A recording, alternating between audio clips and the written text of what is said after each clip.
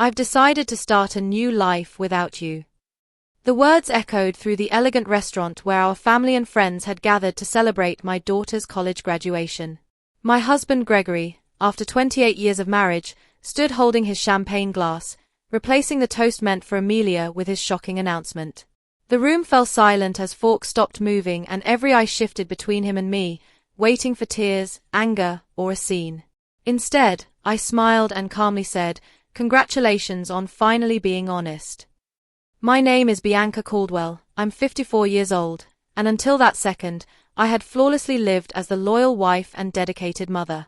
I paused my own career dreams to stand behind Gregory through 3 failed businesses, 2 career switches, and endless phases of self-discovery. I raised our intelligent daughter Amelia, who sat beside me in her graduation cap, frozen in disbelief. Out of the corner of my eye, I noticed Cassandra Wells, Gregory's much younger girlfriend, sitting awkwardly at a back table among people I had trusted for years, friends who knew the truth and stayed silent. Cassandra was the same woman who attended our holiday dinners and once asked me for career advice. Remaining composed, I reached into my purse, took out a sealed cream-colored envelope, and placed it beside Gregory's plate. When he asked what it was, his confidence slipping, I told him it was something to read later, then turned toward Amelia as her face drained of color. I kissed her cheek and told her how proud I was, reminding her that this day was still about her achievement. Then I stood up, straightened my dress, and calmly spoke to our shocked guests, asking them to enjoy their meal and wishing them a pleasant afternoon. With that, I walked out of the restaurant with my head held high, fully aware of every eye watching me leave. The door closed behind me, cutting off the nervous whispers, and the hot Augusta air hit my face, but I welcomed it because for the first time in years, I felt free to breathe. I heard the door burst open again, followed by Gregory's voice, no longer confident but sharp with panic, demanding to know what I had done. I didn't stop walking, allowing myself a small smile, because the envelope I'd given him marked the start of a plan I had carefully prepared for months. I had always been the responsible one in our marriage, keeping things steady while Gregory chased big ideas and risky dreams. I saved for Amelia's education when he poured money into a failed restaurant venture, and I worked extra hours as a finance manager at Trivanta Corp when he quit his secure job to chase a short-lived passion for handcrafted furniture. My own dream of opening a financial consultancy for women was always delayed, pushed aside for later, once Amelia graduated or once Gregory found his footing. 3 months earlier, I noticed small but unusual transfers in our joint accounts, payments going to an account I didn't recognize, and with 20 years of managing our finances, I knew something was wrong. I chose not to confront him right away, guided by instinct and the growing emotional distance between us, and instead began investigating quietly. What I uncovered was far worse than I expected, as Gregory had been steadily moving money into a separate account for more than a year. He had also been spending lavishly on Cassandra, taking her to high-end restaurants, buying her jewelry, and even searching for beachfront property, all while telling me we needed to cut back to prepare for retirement. The truth became impossible to ignore when I found the messages on his unlocked phone, texts about their future together, about how he felt free, and about plans he had made for the day after Amelia's graduation, the moment he intended to walk away from our marriage. What Gregory failed to realize was that I had spent 30 years as a financial professional, and I knew how to follow money, track assets, and uncover the truth. I also remembered the prenuptial agreement we signed 28 years earlier, the one he demanded when I had more family wealth, which included a fidelity clause that would now destroy his plans. While he was plotting his escape with Cassandra, I was quietly building my case, consulting lawyers, recording every secret transfer, collecting proof of the affair, and preparing the divorce paperwork.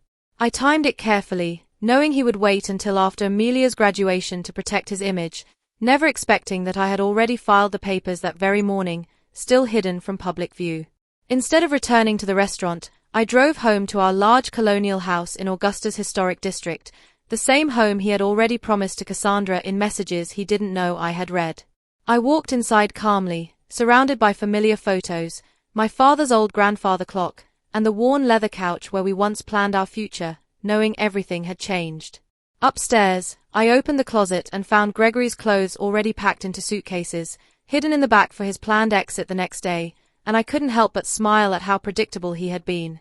He had always been careful about his appearance but careless when it came to what truly mattered.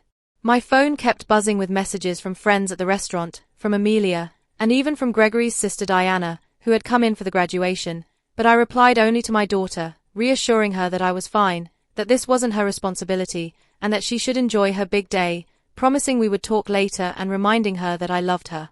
I had shielded Amelia from the truth for months so her final semester wouldn't be ruined by family drama, and while she would be upset that I hadn't told her, I knew she would understand in time, especially since she shared my practicality along with her father's charm, a mix that helped her graduate with honors. 3 hours later, I heard Gregory's car pull into the driveway, followed by the front door slamming open as he shouted my name, his anger echoing through the house. I was in the living room, calmly reviewing documents on my laptop, and closed it as he rushed in, red-faced, gripping the envelope. He demanded an explanation, accusing me of serving him divorce papers on our daughter's graduation day, and I replied evenly that it matched his own plans to start a new life and that I was simply helping make it easier. When he insisted I had no right, I calmly reminded him that I had every right, just as he had the right to choose Cassandra, because every choice has consequences. He then claimed the prenup had expired, speaking with sudden confidence, but I smiled and explained that it hadn't, pointing out the clause that kept the fidelity agreement valid for the entire marriage, and noting that he clearly hadn't checked with a lawyer. As the truth hit him, his face went pale, realizing that the agreement he once demanded would now cost him the house, the Savannah vacation property, and his share of our retirement. His dramatic announcement had become the most expensive mistake of his life, and as he collapsed onto the couch, he muttered that I couldn't do this to him.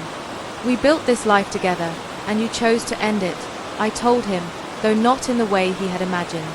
His phone kept vibrating in his pocket, and he glanced at it before ignoring it, likely Cassandra wondering why he hadn't followed through with their carefully planned exit. He accused me of being calculating and cold, asking if 28 years together meant nothing, and I studied the man I had loved for nearly 3 decades, the one who supported me through 2 miscarriages, surprised me with a Charleston getaway for our 10th anniversary, and made me wonder whether he had changed or if I had simply been too loyal to see the truth. I told him our history meant everything to me, which was exactly why his betrayal cut so deeply, and for a moment his expression softened as he suggested we could fix things, calling it a mistake. I corrected him calmly, explaining that this wasn't a mistake but a year-long plan involving hidden money transfers, property searches with another woman, and a public announcement meant to humiliate me. When he accused me of exaggerating, I played the recording from my phone, letting him hear his own voice outlining how he planned to end our marriage after the graduation and how I trusted him too much to suspect anything, followed by Cassandra confirming she knew nothing about the money. His face went pale as he accused me of recording him illegally, and I reminded him that Georgia law allows recordings when one party consents, especially in their own home, and that I only recorded conversations about his financial deceit. He jumped up, rattled, saying he needed to make calls, and I suggested starting with an attorney, then told him I would be staying at his sister Diana's house, explaining that she was furious with him and had actually been the first to see him with Cassandra last Christmas, even though she hadn't told me right away. She told him she knew the truth and demanded he end it, but when he didn't, she came straight to me, a betrayal he never saw coming because he never believed his own sister would stand against him. As he muttered that everyone was turning on him, I pointed out the irony, picked up my purse and the overnight bag I had prepared earlier, and told him he had until the next evening to remove his belongings before the locks were changed.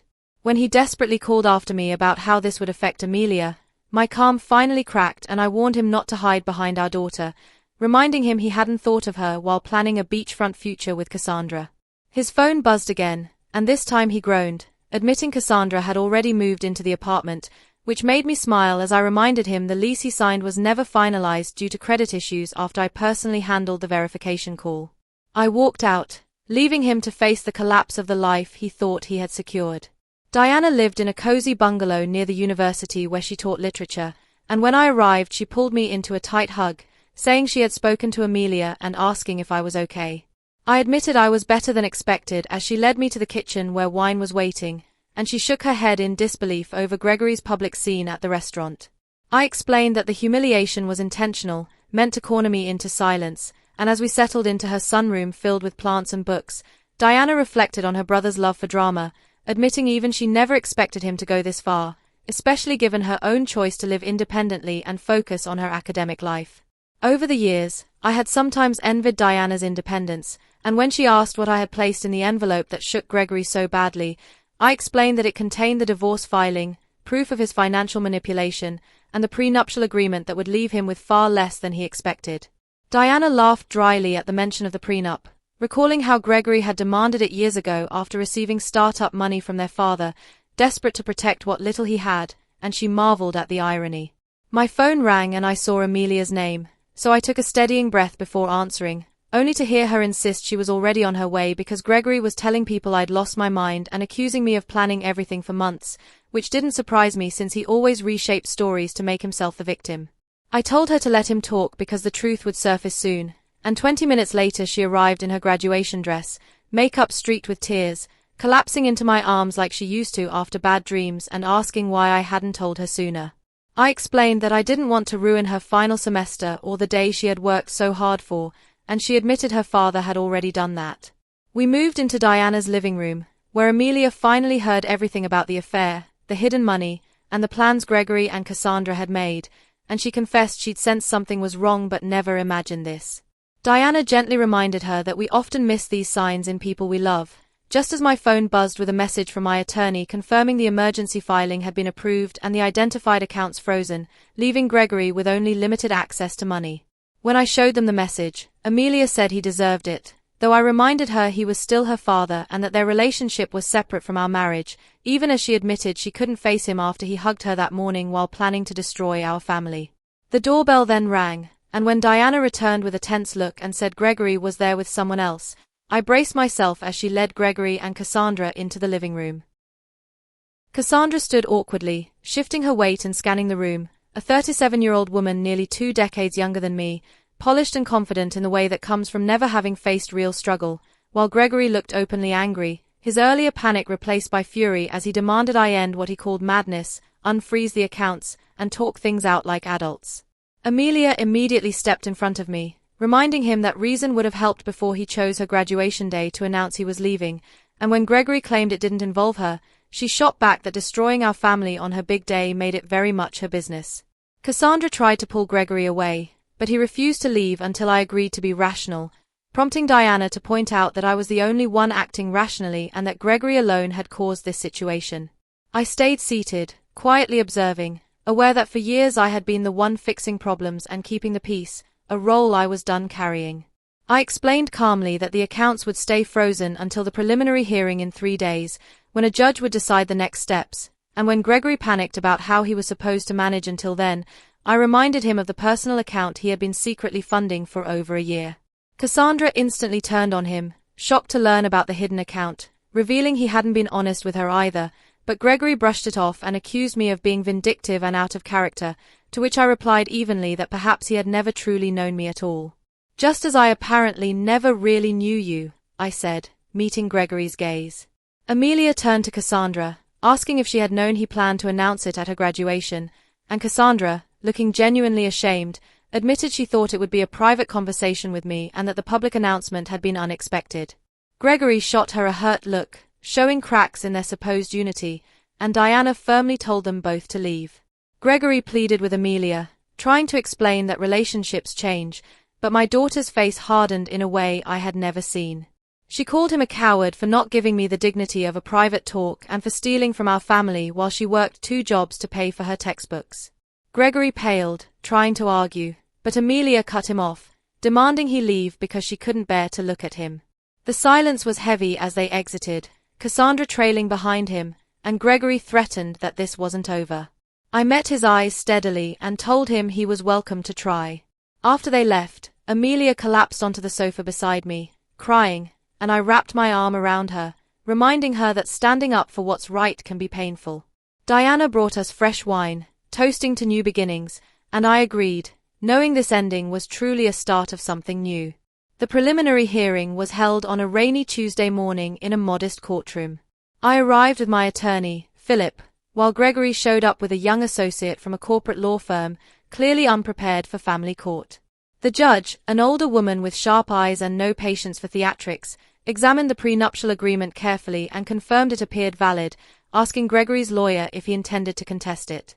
"Your Honor, we believe the agreement has expired given the time that has passed," Gregory's lawyer argued. Section 18 clearly states the duration is for the term of the marriage plus any legal proceedings. The judge read aloud, "There is no expiration date indicated."